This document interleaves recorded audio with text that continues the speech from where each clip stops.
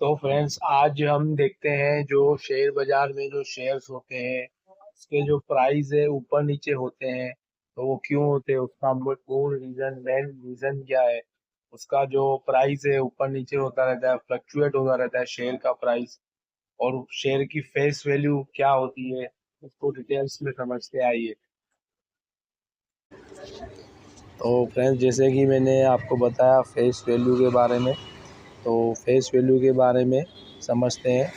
Face value का अर्थ वह हिस्सा है, राशि है, होता है जो उसकी कंपनी में वास्तविक हिस्सेदारी है।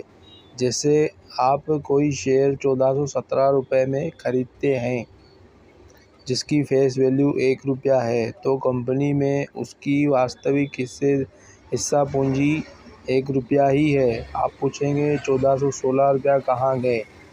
असल में किसी शेयर का शेयर मार्केट प्राइस दो कारकों से मिलकर बनता है।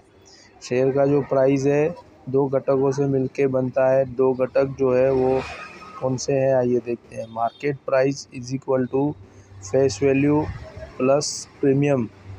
इस प्रकरण में 1 रुपये फेस वैल्यू और 1416 रुपये प्रीमियम है। प्रीमियम का अर्थ क्या है? प्रीमियम यह अतिरिक्त धनराशि है जो आप शेयर बेचने वाले को चुकाते हैं। शेयर विक्रेता किसी अच्छी कंपनी का शेयर जिसकी फेस वैल्यू 1 रुपया है, तो आपको 1 रुपये में क्यों बेचेगा? वह उस पर अतिरिक्त धनराशि मांगता है। तो प्रीमियम कम ज़्यादा होने से बाज़ार में शेयर के प्राइस घटते और बढ़ते हैं। तो फ्रेंड्स, जैसे कि अभी आपने समझा फेस वैल्यू अलग अलग होती है। हर एक स्टॉक की फेस वैल्यू अलग अलग रहती है। तो उसकी फेस वैल्यू डिटेल्स में जाननी हो तो आप जिस स्टॉक खरीदते हो आप उसकी फंडामेंटल डिटेल्स देखेंगे। जो भी ऐप से आप इन्वेस्ट करते हैं, जो भी ऐप से आप ट्रेडिंग करते हैं, इन्वेस्टमेंट करते हैं, उसमें लिखा रहता है नीचे फंडामेंटल्स में फेस वैल्यू कितनी है स्टॉक।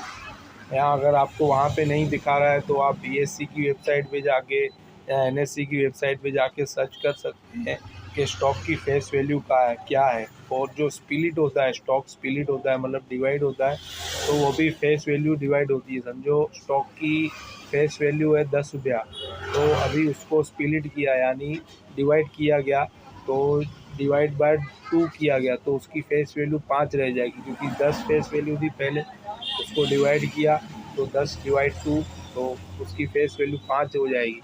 तो इसी तरह मार्केट का जो प्राइस है, स्टॉक का जो प्राइस है, फ्लक्चुएट होता रहता है, क्योंकि वो प्रीमियम फ्लक्चुएट रहता है।